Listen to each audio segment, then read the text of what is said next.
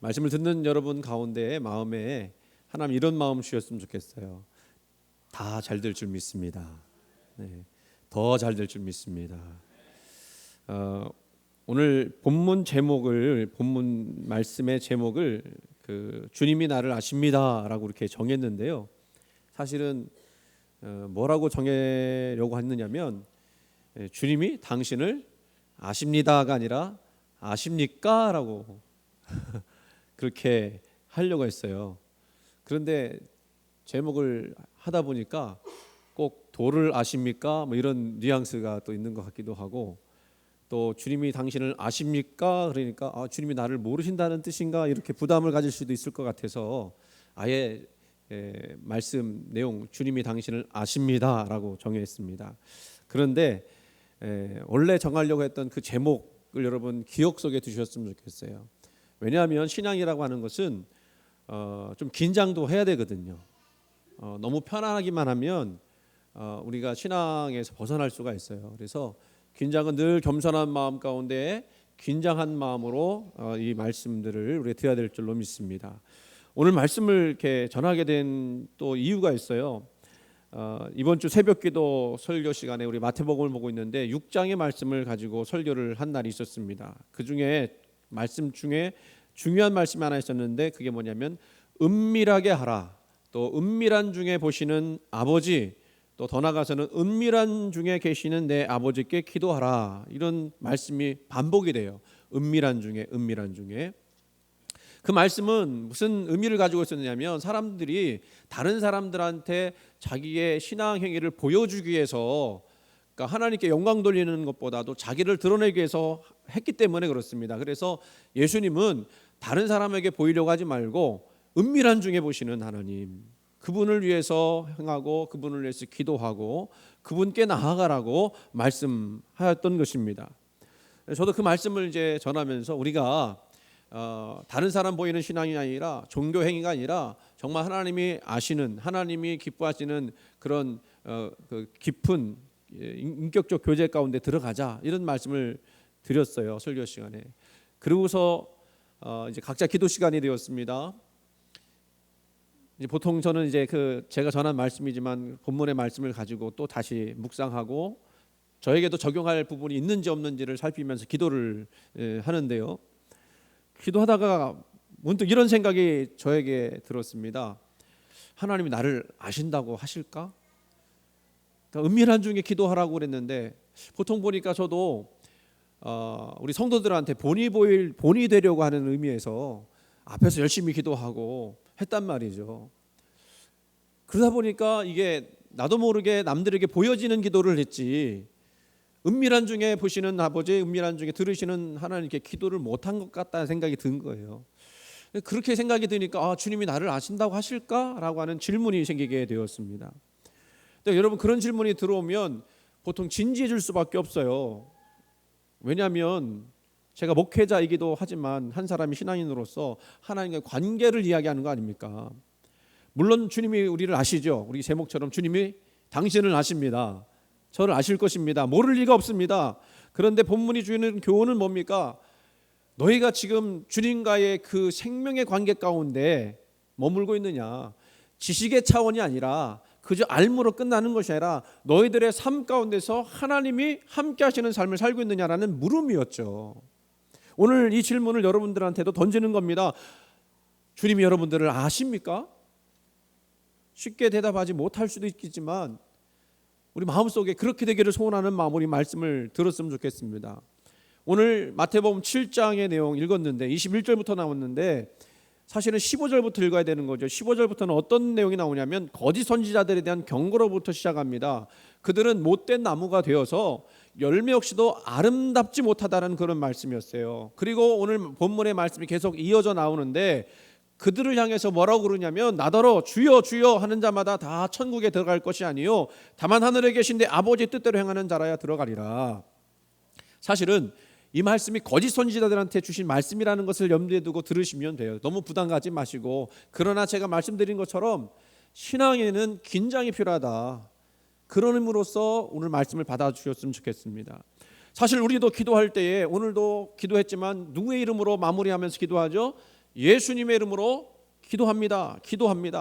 그리고 금요 기도회 때는 주여 한번 부르고, 옛날에는 주여 삼창했거든요. 주여 삼창했어요. 재미난 그런 그 모양이 있는데요. 충청도는 주여를 어떻게 하는지 아십니까? 주여 이렇게 해요. 근데 경상도는 어떻게 하시는지 아십니까? 주여. 그래서 이 충청도 사람들이 많이 모인 교회냐 아니냐를 알려면 주여를 길게 하는지 안 하는지를 보면 알아요. 어쨌든 주여 삼창도 우리가 하지 않습니까? 그렇게 하는 것은 우리 편에서는 어떤 의미를 가지고 있느냐면 나는 주님과 상관 있는 존재입니다 라고 하는 그런 의미예요. 그런데 오늘 말씀에서 뭐라고 그랬어요? 주여 하더라도 그것이 천국에 들어가는 절대적인 조건이 될 수가 없다라고 말씀하시는 거예요. 심지어는요, 22절 말씀 보니까요, 주의 이름으로 선지자 노릇하며 주의 이름으로 귀신을 쫓아내며 주의 이름으로 많은 권능을 행하였음에도 불구하고 그들에게 주님은 충격적인 말씀하시죠. 내가 너희를 도무지 알지 못하니 내게서 떠나가라. 여러분, 책 중에 제자입니까라고 하는 책 아시는지 모르겠어요. 오래된 책이에요. 베스트셀러인데 그 책을 쓴 목사님은 아르헨티나에서 목회하는 후안 카를로스 오르티즈라고 하는 목사님인데, 이 목사님이 아르헨티나에서 큰 부흥을 이뤘습니다.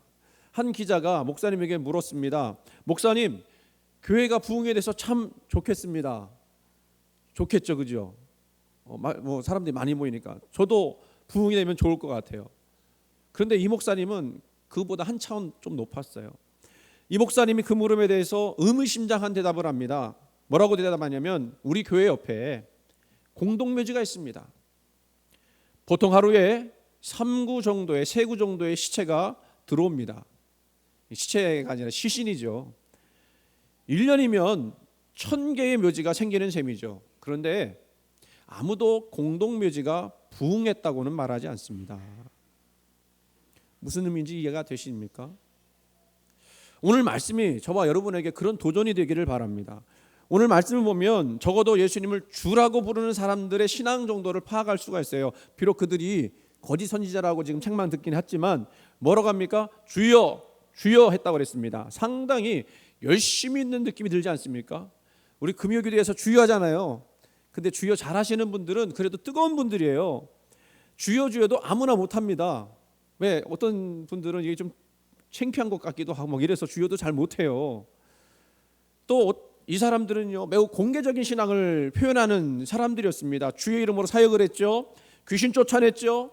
주의 이름으로 많은 권능을 행했습니다. 그러니까 보여지는 데서 많은 것들을 행한 사람이에요. 또 그런 것을 통해서 선지자 노릇도 했다고 그랬습니다. 주님의 말씀을 전한 사람들이에요. 그러니까 주님의 이름으로 뭔가 권위를 더해서 설교를 했었던 것 같습니다. 그러니까 이 사람들은 겉으로 볼 때는 일단은 뜨거운 사람들이에요. 굉장히 보기에 좋은 사람들입니다. 문제는 뭐냐? 거짓 선지자들도, 거짓 그리스도, 가짜 그리스도들도 이런 일을 행할 수 있다고 성경은 미리 경고했습니다. 마태복음 24장 24절 말씀 보니까 거짓 그리스도들과 거짓 선지자들이 일어나 큰 표적과 기사를 보여 할 수만 있으면 택하신 자들도 미혹하리라. 여러분, 기적이 있다고 해서 모든 게 다 하나님의 역사라고는 볼 수 없다는 거예요. 왜냐하면 미혹하기 위해서 그렇게 할 수가 있기 때문에. 그들은 주님의 이름으로 공개적으로 사용했지만, 그런데 결국은 주님이 그들을 모르신다고 그러는 거예요. 도무지 모른다. 이유가 무엇일까요? 그 고백을 거절하신 그 이유, 입술로는 주여 했지만 중요한 것은 주님께서 그들의 삶 가운데서 아무 상관이 없었다는 거예요. 단지 그들은 주님의 이름을 차용했을 뿐, 빙자했을 뿐 상관없는 삶을 살았더라. 그래서 누가복음 6장 46절 말씀 보니까 오늘 본문과 연계해서 보면 너희는 나를 불러 주여 하면서도 어찌하여 내가 말하는 것을 행하지 아니하느냐. 여기서 우리가 확실하게 중대한 차이를 발견하게 되죠. 뭡니까? 말하는 것과 행하는 것은 다른 차원의 문제라는 거예요. 말만 앞서지 행하지 않는다면 아무 소용이 없다는 것입니다. 디모데후서 2장 19절 말씀에도 이런 말씀이 있어요. 주의 이름을 부르는 자마다 불의에서 떠날지어다. 주님을 우리가 믿고 따른다면 불의하지 말아야 된다는 거예요. 그래서 오늘 본문 23절 말씀 보니까 그때에 내가 너에게 밝히 말하되 왜 예수님이 이 사람들을 도무지 알지 못한다고 했느냐? 내가 너희를 도무지 알지 못하니 불법을 행하는 자들아 내게서 떠나가라. 왜 모른다는 거예요? 뭘 행했기 때문에? 불법. 앞에서는 주여 주여 하고 많은 사람들에게 존경받을 만한 어떤 행위를 한 것 같고 기적도 행했어요. 능력도 행했습니다. 그런데 뒤돌아서 보니까 그들의 삶 가운데서는 불법이 이루어졌다는 거예요. 여러분, 불법이라고 하는 뜻이 뭘까요? 우리의 도덕적인 차원에서 불법을 의미할 수도 있겠지만 좀 넓은 차원에서 크게 생각하면 그 불법은요, 하나님과 상관없이 사는 삶을 의미해요. 그렇습니다. 오늘 말씀은 단순히 주님의 이름을 사용한다고 천국에 들어갈 수 있는 게 아니라고 말씀하고 있죠. 여기서 우리가 천국이라는 그런 의미를 좀 살펴볼 필요가 있어요. 그런 사람들이 왜 천국에 들어갈 수 없는지. 그 천국이라고 하는 영어 표현은 킹덤 오브 헤븐이에요. 아시죠? 헤븐은 하늘이란 뜻이고 킹덤은 왕국이란 뜻입니다. 그러니까 쉽게 말하면 하늘의 왕국, 하늘나라 이렇게 표현할 수가 있어요. 그런데 이 하늘이라고 하는 의미는요, 우리가 보는 그런 하늘이라기보다는 유대인들이 어떻게 거룩하신 하나님을 그 이름을 하나님이라고 부를 수 있느냐. 그래서 그 하나님이란 이름을 조금 완곡하게 표현하기 위해서 하늘이라고 하는 이름으로 사용했다는 거예요. 차용했다는 거예요. 그러니까 하늘나라, 그 얘기는 하나님 나라 이렇게 우리가 볼 수가 있겠죠. 그러면 그 하나님 나라는 어떤 의미를 가지고 있느냐? 하나님 나라는 누가 통치하는 나라가 하나님 나라예요? 하나님이 통치하시는 나라. 즉 오늘 이 땅에서 실제적으로 하나님의 통치를 경험할 수 있는 나라가 하나님 나라예요. 물론 우리가 죽으면 가는 하늘나라가 있지만 예수님의 말씀 대부분은 가야 될 그 나라를 말씀하신 것이 아니라 이 땅에서 우리가 누려야 될 하나님 나라, 즉 우리가 하나님의 통치를 받으면서 살아야 되는 그 나라를 말씀하고 있는 겁니다. 그러니까 본문의 말씀을 쉽게 이해할 수 있습니다. 우리가 아무리 주님의 이름을 부르고 선지자 노릇하고 귀신을 쫓아내고 미라클을 행한다 할지라도 우리가 하나님 통치 안에 들어가 있지 않으면, 하나님 나라의 삶 가운데 나의 삶을 드리지 않는다면 하나님이 임하실 수가 없는 것이고, 그런 사람은 하나님과 관계가 없는 삶 아니냐는 것이요. 그러니까 오늘 말씀에 주여 주여 하면서도 불법을 행하는 자들에게 주님이 내가 너희를 도무지 모른다고 하신 말씀을 이해할 수가 있어요. 도무지라는 뜻은 전혀라는 말이죠. 전혀라는 건 뭡니까? 조금이라도 아는 게 있다 없다? 없다라는 거예요. 전혀 알지 못한다는 것입니다. 이걸 가만히 생각해 보니까 그들의 입장에서는 이런 질문을 할 수 있을 것 같아요. 아니 주님, 어떻게 우리한테 이럴 수 있습니까? 어떻게 우리를 모른다고 할 수 있습니까? 우리가 주여 주여 이름도 불렀고 귀신도 쫓아냈고, 귀신 쫓아내는 거 아무나 합니까? 그것도 능력 행했고 권능을 행했고 그리고 선지자의 역할도 했었는데 어떻게 우리한테 모른다고 할 수가 있습니까? 라고 함견할 수 있겠지만, 그러나 그들의 삶 속에서는 전혀 주님의 이름이 높여지지 않았다는 거예요. 요즘엔 그런 것은 없는 것 같은데 과거에 한 번씩 나오는 이야기 중에 전직 대통령의 이름을 대통령과 잘 안다고 하면서 사람들한테 큰 이득을 줄 터이니 나한테 투자하라, 그런 일들이 있었죠. 그래서 그렇게 속이는 사람들 많이 있었는데 결국 사기였습니다. 왜 그렇습니까? 그들은 그들의 이름을, 통치자의 이름을 가져다 사용했지만 정작 그들은 그 통치자와 아는 관계가 아니었어요. 친밀한 관계가 아니었다는 겁니다. 완전히 사기였다는 거예요. 거짓 선지자들이 이와 같다는 겁니다. 여기서 우리는 무엇을 생각해야 될까요? 우리가 살아가는 1분 1초의 시간 속에서 우리 얼마나 주님과 긴밀하게 관계를 유지하고 있는가. 그것을 오늘 말씀 속에서 보면 하나님 나라, 그 통치를 받는 거라고 우리가 이해할 수가 있는데 내 삶 속에서 천국을 이루는 것이죠. 그런데 여기서 우리가 오해하지 말아야 할 것이 있습니다. 하나님의 통치를 받는다고 하니까 야, 우리의 자유가 속박되는 거 아니야? 여러분, 하나님의 통치가 이루어진다고 하는 것은 너무나 은혜롭고 놀라운 것임을 여러분 기억하시기 바랍니다. 왜냐하면 하나님의 통치가 이루어질 때 하나님 우리를 자유를 속박하는 게 아니고요, 우리에게 오히려 자유를 주시기 위해서 그렇습니다. 하나님이 통치하시는 방법은요, 진리로 통치하십니다. 맞습니까? 우리가 하나님의 진리 가운데 있으면요 두려울 것이 없습니다. 왜냐하면 진리가 우리를 자유케 하시기 때문에. 그 진리가 우리를 흔들리지 않게 만들고 세상에 담대하게 만드는 능력으로 나가게 하기 때문에 그렇습니다. 여러분, 하나님의 말씀 여러분 속에 들어가 있다면 그 말씀이 여러분을 세울 것입니다. 그 말씀 여러분을 살릴 것입니다. 믿으십니까?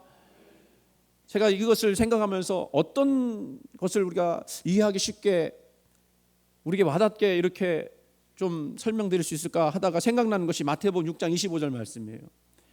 그러므로 내가 너에게 이르노니 목숨을 위하여 무엇을 먹을까, 무엇을 마실까, 몸을 위하여 무엇을 입을까 염려하지 말라. 목숨이 음식보다 중하지 아니하며 몸이 의복보다 중하지 아니하냐. 아멘.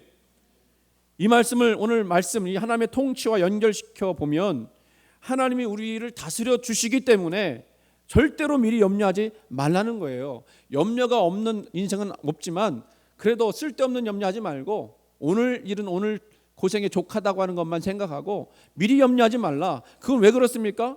하나님이 우리의 삶을 알고 계신다, 모르고 계신다? 알고 계신다. 우리에게 필요할 것이 무엇인지 다 아신다는 거예요. 그러니까 하나님의 통치가 우리 삶에 이루어진다고 하면 우리는 염려하지 않는 삶을 살 수 있다는 것이죠. 그리고 우리 삶 속에서 하나님의 역사심과 능력을 바라보는 은혜가 있게 되는 것입니다. 그래서 우리는 하나님과 인격적인 관계를 맺고 하나님의 통치를 이루어 나갈 때 하나님께서 우리 인생 가운데 역사하셔서 통치하셔서 나를 돕고 인도하시고 베풀어 주신다는 사실을 경험하게 될 것입니다. 그게 바로 하나님의 통치를 받아들이는 거예요. 좀 더 이것을 쉽게 말씀드리면 수요일날 그런 말씀 드렸는데 우리 예배가 그런 거다, 그런 말씀을 드렸거든요. 어떤 거냐? 주님과 사랑에 빠지는 거예요. 하나님과 사랑에 빠지는 거예요. 여러분, 사랑에 빠지면 어떻게 됩니까? 그 사랑하는 대상에게요 절대적으로 복종해요. 그렇잖아요. 그 사람의 마음을 얻기 위해서 그 사람과 함께하고 싶은 마음에서 자기가 복종하라고 하지도 않았는데 스스로 복종합니다. 그렇게 되기를, 그와 함께 하기를, 하나가 되기를 간절히 원해요. 그게 바로 우리가 주님을 아는 방법이고 또 주님이 우리를 아는 방법인 것입니다. 그렇게 우리는 삶의 어떤 문제를 만날 때 하나님이 나를 떠나지 않으시고 나와 함께 하신다는 사실을 믿고 한순간순간마다 살아가기를 간절히 원합니다. 염려가 있습니까? 어떤 걱정이 있습니까? 하나님의 통치를 인정하시고 내가 그 주님께 나아가면서 그 문제를 가지고 기도하며 나갈 때 하나님이 내 인생 가운데서 간섭하시는 거예요. 역사하시는 거예요. 능력을 주시는 거예요. 생명을 주시는 거예요. 그렇게 하는 것이 오늘 말씀하신 대로 하나님의 통치에 들어가는 것이고 더 나아가서는 주님이 우리를 아는 그런 방식이라는 사실을 우리가 알기를 원합니다. 오늘 이 말씀을 여러분 마음속에 다시 한번 새겨보면서 주님이 나를 아신다고 하실까? 나는 나의 모든 삶을 주님께 맡기고 있는가? 주님이 나의 인생 가운데 찾아오셔서 내가 너의 주인이다라고 말씀하실 때 주님, 나의 인생의 주인이 되어 주시옵소서라고 나는 고백하고 그렇게 살고 있는가? 한번 생각해 보시고 혹시라도 그렇지 못한 부분들이 있다면 그건 믿음이 없어서가 아니라 우리의 삶 속에서 일어날 수 있는 우리의 연약한 부분이니까 그 연약함을 다시 갱신하고 회복하고 각성하고 각오하여 이제는 주님께서 원하시는 통치의 삶으로 우리가 들어가는 그런 반성의 기회가 오늘 말씀을 통해서 이루어지기를 소원합니다. 여러분, 주님이 여러분을 아십니다. 여러분도 주님을 아시고 그 통치 가운데 들어가실 수 있기를 주의 이름으로 축원을 드립니다. 우리 같이 한번 주님께 기도합니다. 하나님, 내가 너희를 도무지 알지 못한다라고 말씀하시는 그 말씀이 혹시 나에게 주시는 말씀은 아닙니까? 내가 주님과 하나가 되어지고 주님의 통치를 받아들이며 주님과 인격적 관계 속에 온전히 들어갈 수 있도록 인도하여 주옵소서. 우리 같이 한번 주님 앞에 통성으로 기도합니다. 하나님 아버지 감사합니다. 우리를 사랑하시는 주님의 그 사랑으로 우리를 선없게 하시고 인도하시고 축복하시니 감사합니다. 주님 아버지 도와주시어서 역사하시고 축복하시고 붙들어 주옵소서. 주님만 온전히 바라기 원합니다. 주님만 온전히 의지하기 원합니다. 주께 영광 돌리기 원하오니 축복하시고 역사하여 주시옵소서. 예수님의 이름으로 기도드리옵나이다.